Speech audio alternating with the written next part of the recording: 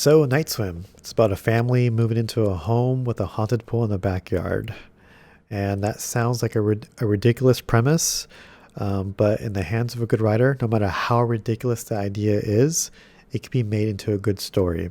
This was not a good story. It's supposed to be a horror movie, and it's not even scary. Even one of the monsters in the horror in this movie looked like a rock monster that belongs in a kids movie. It was really funny, and people in the movie theater was actually laughing. So that's not a good sign. And overall, the writing was just bad. The dialogue was clunky. There's one scene where the dad invites a pool repair guy over to fix the pool, and the guy kind of explains, "Hey, your pool's very unique. It's built on top of a natural spring, and it gets the water from the ground." Okay, cool. But out of nowhere, he kind of just goes into a monologue of how humans are like we evolved out of the water. And then for some reason, like in the back of our minds, like something tells us, don't go in. And it's supposed to be like a really scary type of ominous uh, dialogue. It just didn't work out because it was just came out of nowhere. If I was the dad in the movie, I'd be like, what are you talking about? Just fix my pool. So it was just weird. It was weird. And you get several weird dialogue choices throughout the movie, which are similar to that. Some of the scenes were really bad.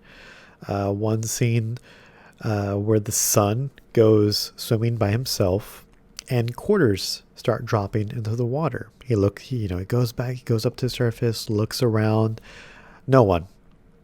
So you should, he's 12 or 13, so he's old enough to have some agency to kind of like say, hey, something's wrong here, or think something's wrong here. He doesn't.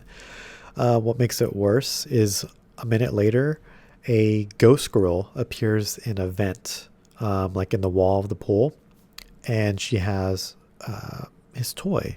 Now, this isn't like some pretty ghost girl or anything. No, this is a creepy looking woman, girl thing. I don't know what the age is, but yeah, instead of screaming his head off and running out of the pool, he goes towards it.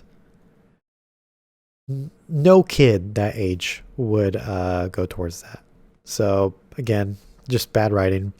Another dumb scene that's also in the trailer is the daughter of the family.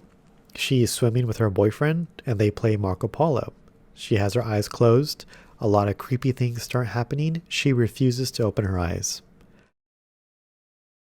Yeah, that's, it's dumb characters doing dumb things, which just is just bad writing. One thing that kind of annoys me too is that in these movies, mostly horror movies, but movies in general, where you establish the powers of the ghosts or the antagonists, right? And then this one, it's an evil spirit in the pool, uh, and you you show them like they are a force of nature. Okay, they are badass. They're willing to kill, and like they've killed before, and they're willing to kill again. And all of a sudden, when the time comes for them to actually, rock and roll, the good guys are trying to prevent the bad guys from doing something, right? They refuse to kill them.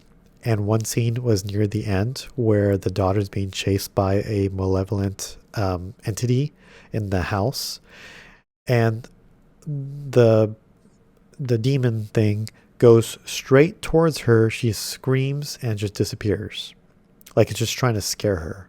Okay, now is not the time to scare the good guys because they are trying to accomplish something that will screw you over. Just kill them. But yet the villain just forgets its abilities for some reason. It's a water spirit, and later on in the scene, the family's in the pool swimming. And again, like I said, it's a water spirit. It should be king of the water. If you're in the water with it, you're screwed. Well, many times the family just come out unscathed. Why?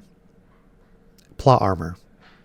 and I hate that so much in these movies.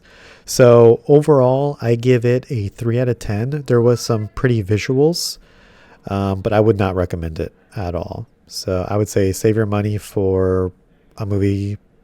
I think Argyle's coming out next month with Henry Cavill. That looks fun. Save your money for that.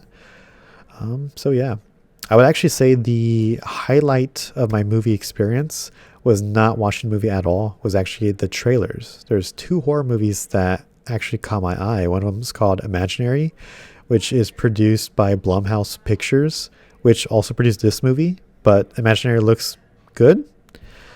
And the other one was called, I think, The First Omen, which I don't really like prequels, but this one looks really good. So I would actually encourage you guys, if you like horror movies, watch the trailer to The First Omen. That's actually going to be on my list. I'm going to check it out. So yeah, this movie, Night Swim, 3 out of 10. Don't watch it. Bad.